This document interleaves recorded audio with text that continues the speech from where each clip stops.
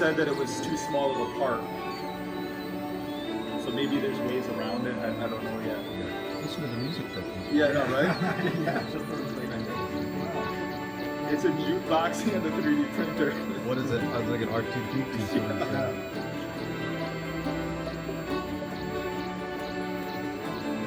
Really easy to set up.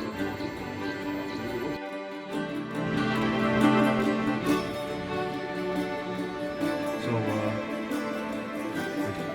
what's, oh, it's magnetic, that's how it stays on there? Yes, these 3 points here. These are 3 magnets there. Oh, okay.